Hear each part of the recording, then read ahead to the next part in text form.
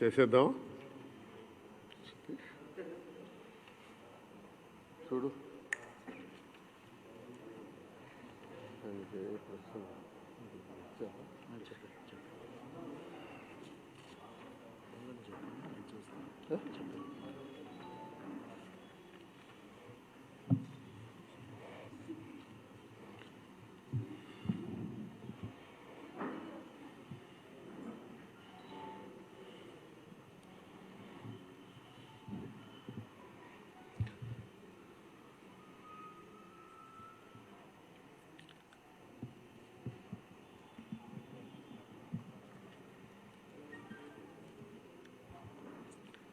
ఈ రాష్ట్రంలో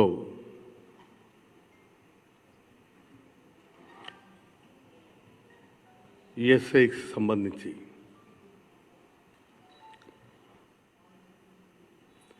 మెడిసిన్స్ కొనుగోలులో అవకతవకలు జరిగాయని, స్కామ్ జరిగినటువంటి దాని మీదను ఏసీబీ అధికారులకు లభ్యమైనటువంటి ఆధారాలతో గౌరవ శాసనసభ్యులు కింజరాపు అచ్చెన్నాయుడు గారు, టెక్కలి శాసనసభ్యులు అరెస్ట్ చేయటం జరిగింది.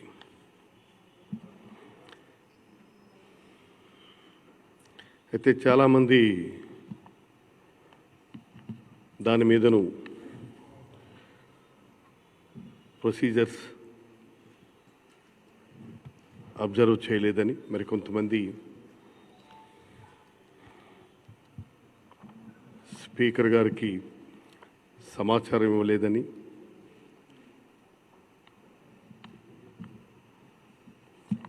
నిన్న ఈరోజు కొన్ని వార్తలు వచ్చిన మీదట ఈ మీడియా ముందు అటెండ్ అవటం జరిగింది. చాలా స్పష్టంగా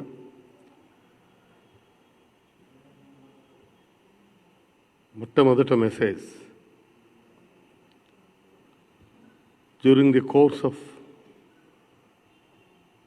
investigation on 12/6/2020 at about 7:20 hours at Nimmada village, Kotabommali Mandal, Srikakulam district, Sri Kinjarapu Acchennaidu, Honorable MLA, Tekkali Assembly Constituency and ex-Minister for Labour and Employment, was arrested in a case crime number 4 by RCO CIU ACB/2020 by US 13(1) C.D. R/W 13(2) of PC Act 1988 and 13(1) A R/W 13(2) of PC Amendment Act 2018, Section 408, 420, 120 B IPC of ACB CIU AP. ఈ sections కింద వాళ్ళు case పెట్టడం జరిగింది. Vijayawada in ESI IMS scam case. Honourable MLA is being produced before the honourable special court of SPE and ACB cases Vijayawada. This is for favour of kind information. Details follows. ఇది మొట్టమొదట DD ACB నుంచి నాకు వచ్చినటువంటి communication. ఇక రెండవది presence department నుంచి వచ్చింది.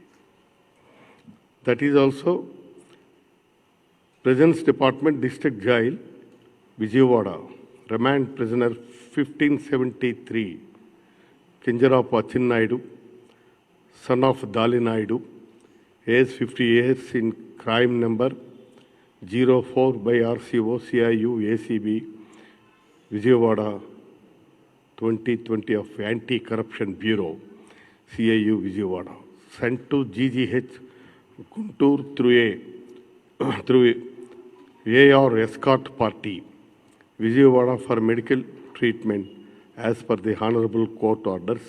Information submitted regarding ఇది రెండోది జైల్ డిపార్ట్మెంట్ నుంచి వచ్చింది.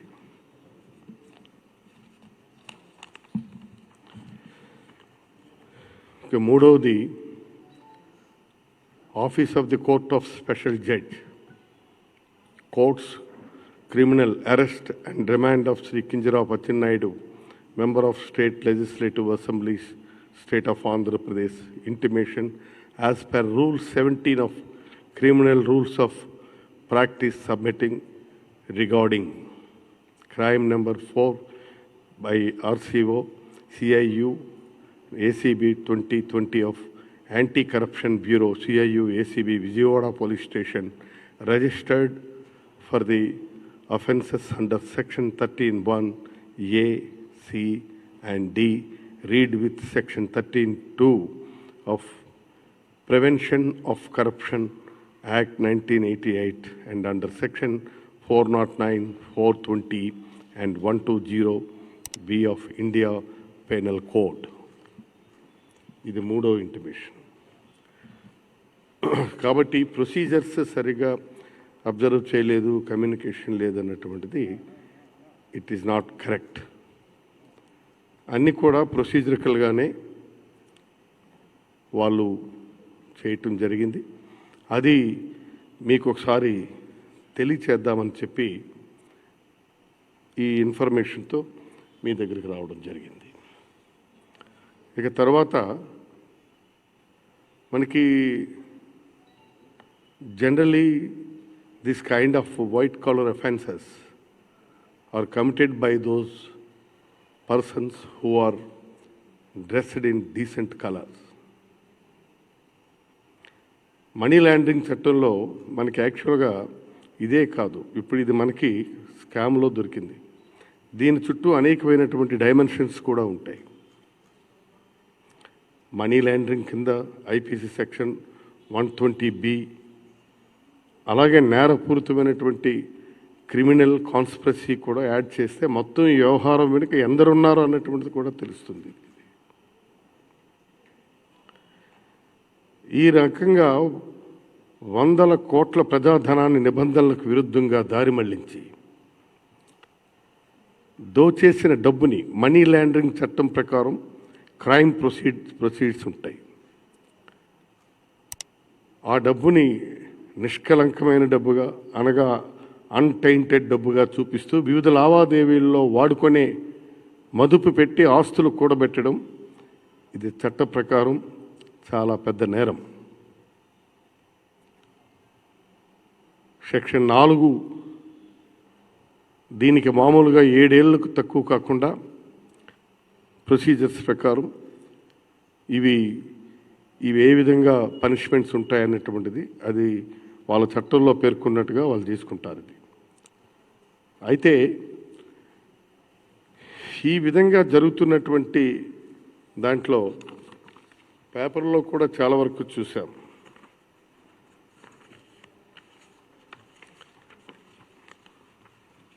మాజీ ముఖ్యమంత్రి చంద్రబాబు నాయుడు గారు మాట్లాడుతూ, మరి is a senior most leader in the state, 3 తడవులుగా ముఖ్యమంత్రిగా చేశారు, వారికి అపారమైన అనుభవం ఉందని చెప్పుకుంటారు. నేరాలకు బీసీలకు సంబంధం ఏమిటండి?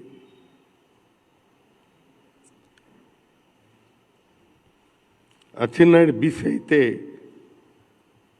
నేరాన్ని వదిలేద్దామా? Shall we leave this case? వదిలేద్దామా? ఇది బీసీలందరికీ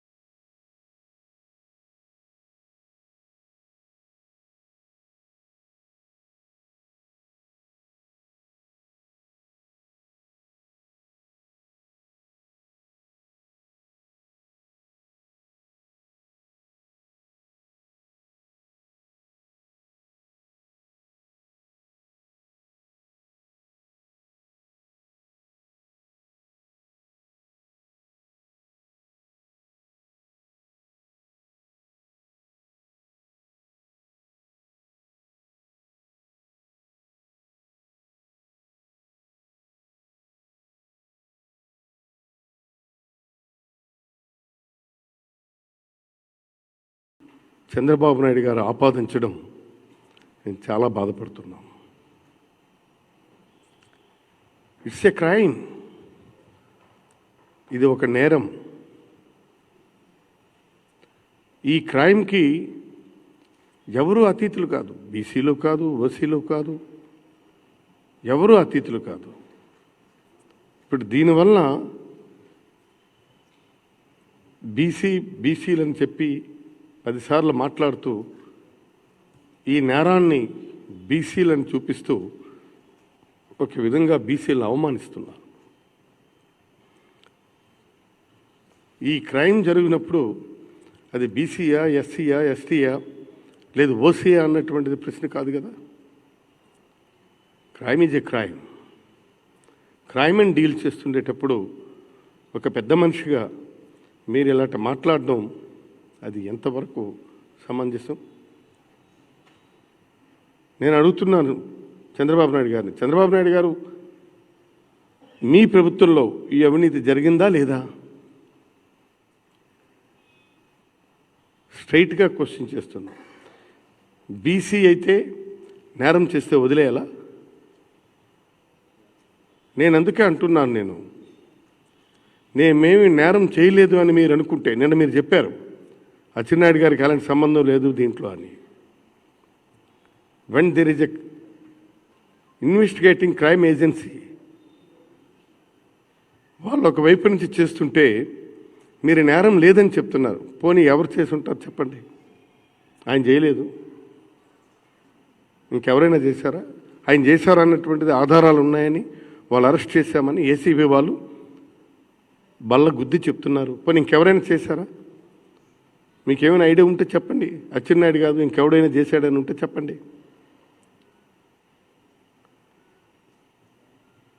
ఒకవేళ అచ్చెన్నాయుడే నేను ఈ నేరం చేయలేదని అంటే గుడ్, వెరీ గుడ్.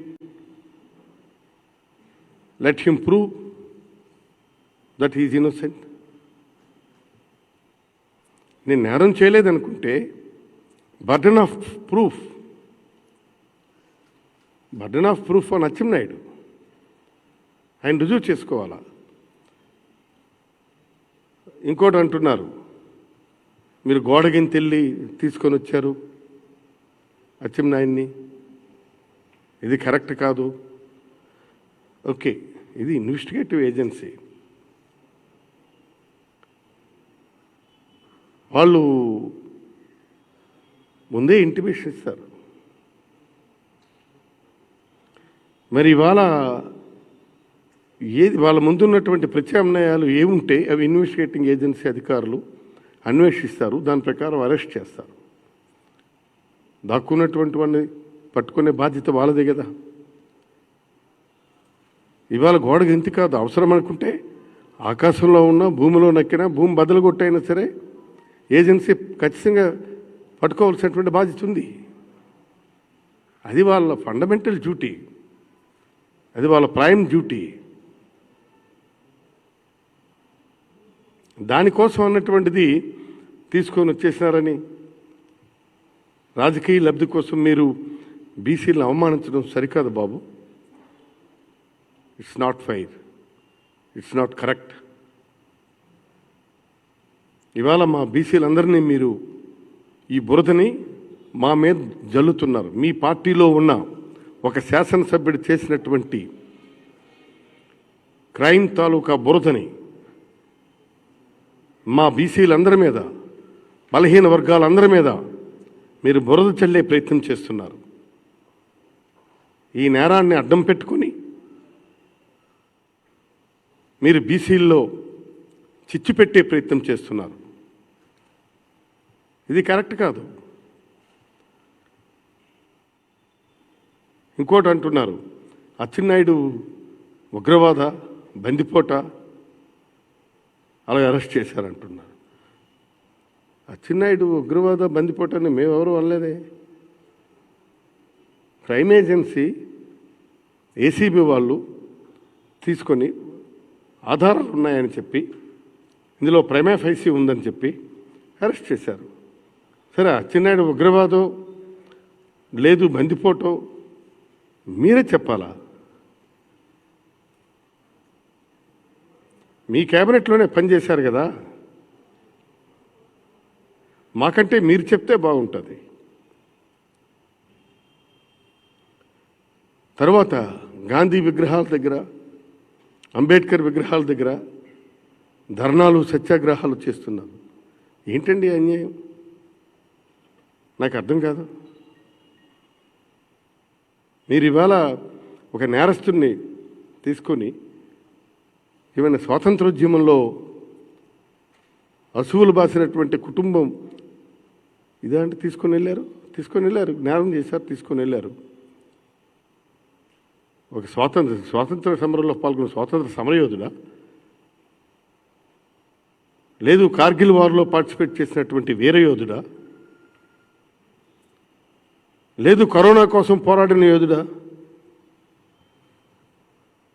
ఏమని గాంధీ విగ్రహాల దగ్గర, అంబేద్కర్ విగ్రహాల దగ్గర ఈ ధర్నాలు చేసి ప్రొటెస్ట్ యాజిటేషన్ కార్యక్రమాలు ఏంటిది? ఎక్కడికి మీరు తీసుకెళ్తున్నారు?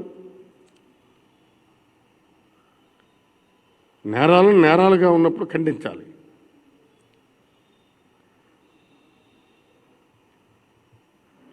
ఇవి దానివల్ల ఆ మహనీయుల్ని, మహాత్ముల్ని మనం అవమానించినట్లు కాదా ఇది?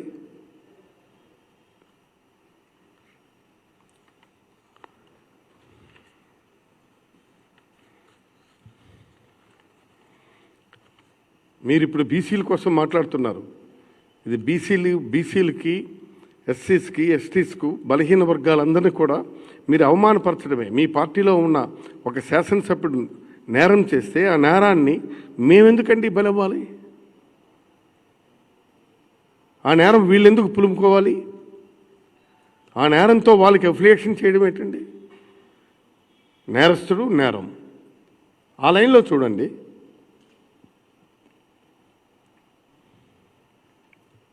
మీరు అలా మాట్లాడితే బీసీలకు ఇంకా మీ మీద ఏ విధంగా నమ్మకం ఉంటుందండి?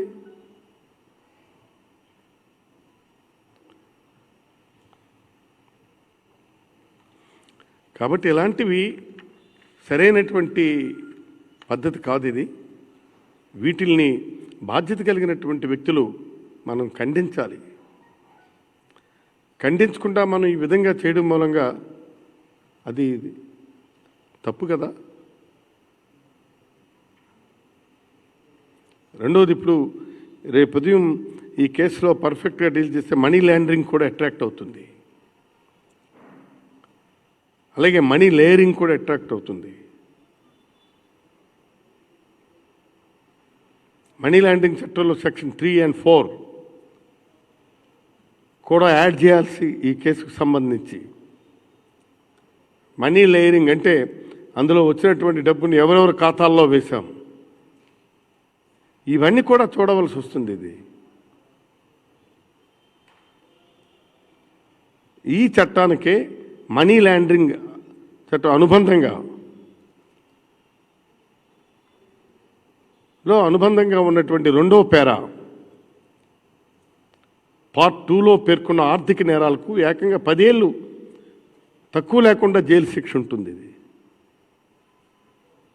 నేను ఎందుకు ఇవన్నీ చెప్తున్నానంటే, ఇంత పెద్ద నేరాన్ని డిటెక్ట్ చేస్తుండేటప్పుడు మనం వాళ్ళని ఈ బీసీలని తర్వాత ఎత్తుకొచ్చారని, కిడ్నాప్ చేశారని ఈ విధమైనటువంటి ఆరోపణలు చేయడం సరైనటువంటిది కాదు. ఇది దీనికి సంబంధించి నాకు వచ్చినటువంటి సమాచారంలో వీళ్ళతో జతకట్టిన కొందరు టెక్కలి అక్రమ గ్రానైట్ మైనింగ్ లీజుదారులు, పాలిషింగ్ యూనిట్ల వాళ్ళు కూడా వీళ్ళ బ్లాక్ మనీ వైట్ చేయడంలో తోడ్పడ్డారన్నటువంటి ఆరోపణలు కూడా ఉన్నాయి. ఆ లైన్లో కూడా వాళ్ళు ఎంక్వైరీ చేస్తున్నారు. Of course that all should come to the facts. తర్వాత దీని మీదను మరొకసారి డిస్కస్ చేసుకోవచ్చు. కానీ నేనేమంటున్నానంటే, ప్రొసీజర్స్ ప్రకారమే అరెస్ట్ చేశారు, అరెస్ట్లో నాకు ముందుగానే ఇంటిమేషన్ పంపించారంటే ఇప్పుడు మీరు అరెస్ట్ చేసే ముందు చెప్పాలి కదండి. అరెస్ట్ చేసే ముందు అభ్యర్థి దొరుకుతాడో లేదో తెలియదు కదా. ఇప్పుడు మనం ధర్నాలు చేస్తుంటాం, ధర్నాల్లో అరెస్ట్ చేసిన తర్వాత ఇన్ఫర్మేషన్ వస్తుంది. ఇప్పుడు కూడా అరెస్ట్ చేసిన తర్వాత మాకు ఇన్ఫర్మేషన్ పంపించారు, వెరీ మచ్ ఇన్ టైం.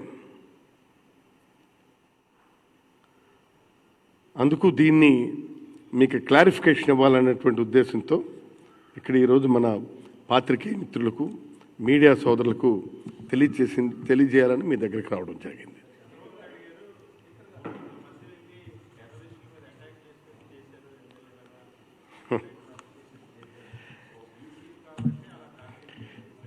నేను అదే చెప్తున్నాను కదా, ఇప్పుడు నక్సలైట్లు, బందిపోట్లు వాళ్ళని వదలరు, కరుడుగట్టిన నేరస్తుల్ని వదలరు, ఈ విధమైనటువంటి ఆర్థిక నేరగాలని వదలరు. ఇది లిటరల్గా ప్రజాధనాన్ని దుర్వినియోగం చేశారు.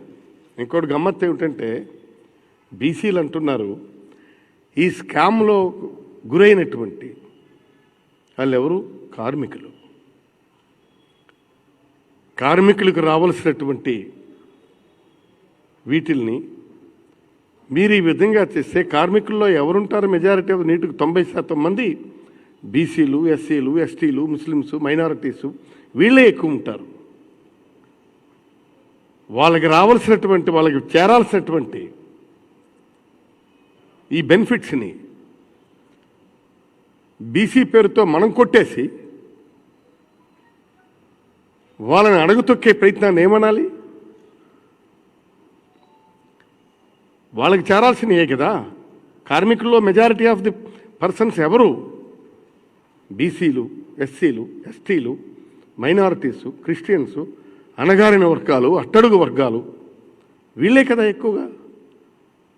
మరి వాళ్ళకి చెందాల్సినటువంటివి మనం ఈ విధంగా కొట్టేయటం మూలంగా ఏమంటారు? దీన్ని ఎలా బీసీ అని పెంచుకుంటారు? ఇది కరెక్ట్ కాదు. ఇది చంద్రబాబు నాయుడు గారు చెప్తున్నారు, వీళ్ళు ఒక వీళ్ళ మాదిరిగా, బందిపోట్ల మాదిరిగా, నక్సలైట్ తీవ్రవాదుల మాదిరిగా మీరు అరెస్ట్ చేశారు, కిడ్నాప్ చేశారు అంటున్నారు. వాళ్ళని వదలరు. ఇది ఈ విధమైనటువంటి క్రైమ్తో రిలేషన్ ఉన్నటువంటి వాళ్ళని వదలరు. వాళ్ళ డ్యూటీ వాళ్ళు చేస్తున్నారు. ఏసీబీ కానీ, సిబిఐ కానీ, ఎవరైనా కానీ, సిఐడి కానీ, ఇవన్నీ ఎంక్వైరీ ఏజెన్సీస్, కాన్స్టిట్యూషనల్గా ఏర్పాటైనటువంటి ఎంక్వైరీ ఏజెన్సీస్, విచారణా సంస్థలు. ఈ విచారణా సంస్థలు వాళ్ళ ముందున్నటువంటి అన్ని ప్రత్యామ్నాయాలని వినియోగిస్తారు. ఇవాళ వాళ్ళు అరెస్ట్కి వెళ్ళేటప్పుడు సహజంగా వాలంటరీగా ఏంటి మీరు ఇలా వచ్చారు, రండి అంటే మిమ్మల్ని అరెస్ట్ చేస్తుంటే మంచిది, ఏ విషయం చెప్పండి, చెప్పిన తర్వాత మంచిదంటే పదండి అనాలి. మరి మనం తలుపులు వేసుకుని కూర్చుంటే గోడలైనా గెంతుతారు, మేడలైనా గెంతుతారు, మిద్దెలైనా గెంతుతారు. అది వాళ్ళ డ్యూటీ. వాళ్ళు వెళ్ళి క్యాచ్ చేయాలి, పట్టుకోవాలా. అంతే తప్ప దాన్ని ఈ విధంగా అనుకుంటే ఎట్లా? వస్తాయి. వాళ్ళు విచారణ చేస్తున్నారు, లెట్ ఇట్ కమ్ అవుట్. ఆ ఫ్యాక్ట్స్ కూడా వస్తాయి. Please one. అవును,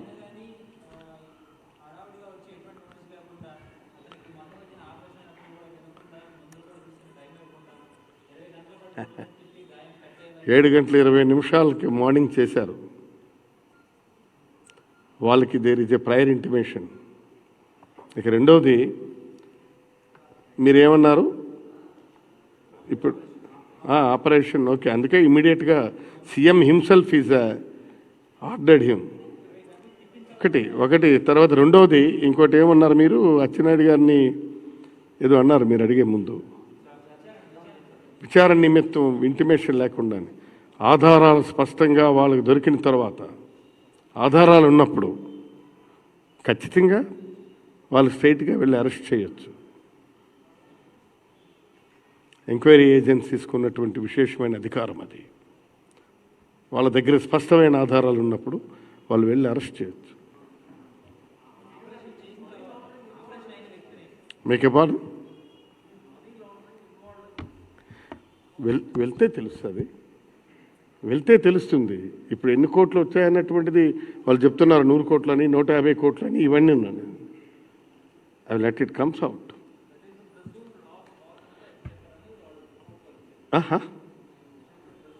మేబీ ప్రిజ్యూమ్డ్ ఆర్ రైట్. మనం అప్పుడే ఏముంది, ఇంక విచారణ పూర్తి కాలేదు కదా. విచారణ పూర్తి కాలేదు. విచారణ పూర్తయితే ఏ దాని కింద, ఏ సెక్షన్ కింద ఏది అట్రాక్ట్ అవుతుంది అన్నటువంటిది when they are filing the charge sheet. Before filing the charge sheet, you can't say like this. వాళ్ళు చార్జ్ షీట్ ఫైల్ చేసినప్పుడు కదా ఇవన్నీ ఏ సెక్షన్స్ కింద, దీని కింద ఇది కేసు అట్రాక్ట్ అవుతుంది అన్నటువంటిది ఫైలింగ్ ఆఫ్ చార్జ్ షీట్లో ఇవన్నీ వస్తాయి.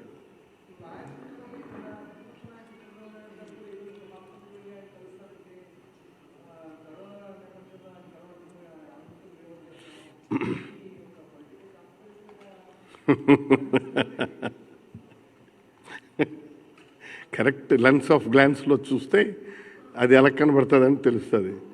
మనం ఒక ప్రీఆక్యుపైడ్ మైండ్తో చూస్తే అట్లాగే కనిపిస్తుంది. నేను అదే అంటున్నాను, ఇది పొలిటిసైజ్ చేయకుండా, బీసీ వర్గాలను ఆపాదించకుండా, నేరాన్ని నేరంగా, నేరస్తుడిగా మనం ట్రీట్ చేస్తే దీంట్లో మెరిట్స్, డిమెరిట్స్ మీకు కరెక్ట్గా కనిపిస్తుంది. లేనప్పుడు ఏమిటంటే ఎట్లాగైనా మనం అనుకోవచ్చు, దాంతో ఏముంది, నో ప్రాబ్లం, అబ్సల్యూట్లీ ఏదైనా చెప్పుకోవచ్చు. కాకపోతే whether it is a fact are not, that is $1,000 of question. ఏమంటారు?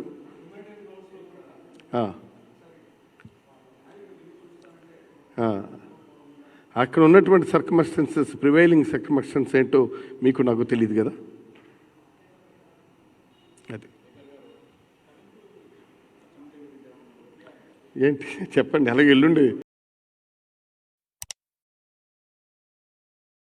ఎల్లుండి మనం వెళ్తున్నాం కదా, దానికి కాదు కనిపించేదాన్ని గట్టెక్కి చూడడం ఎందుకు? ఏమంటారు? నాకు అర్థం కాల. So because of this covid and corona దృష్టిలో పెట్టుకొని,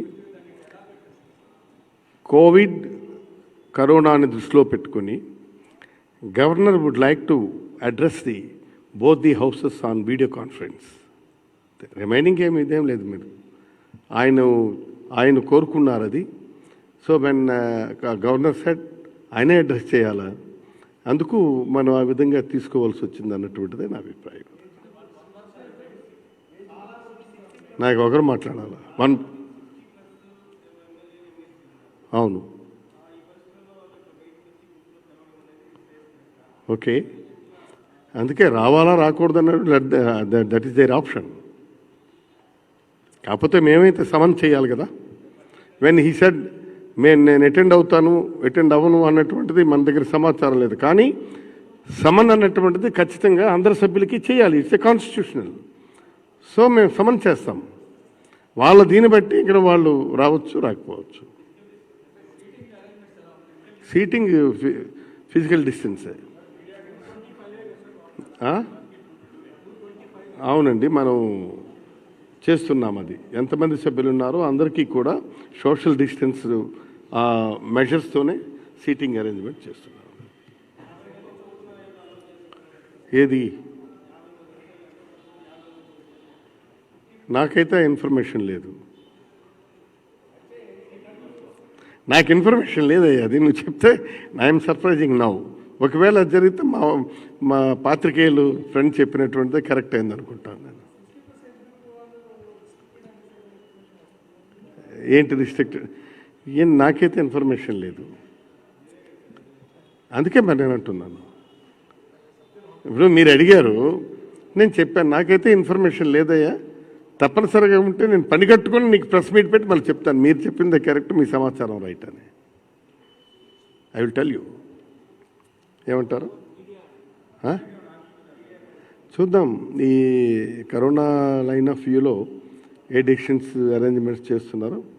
let me have a look on that. Because నేను just in early hours of the day I came over to Vijayawada. వచ్చిన తర్వాత ఇంక నేను థింగ్ అది పెట్టుకుని చెప్పాలా?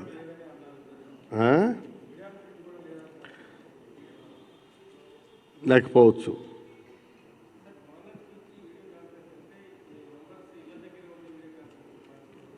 ఎవరు? అసెంబ్లీకే వస్తారు. Both the houses addressed by the governor from his bungalow on video conference.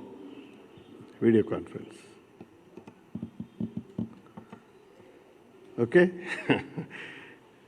Shall I take leave?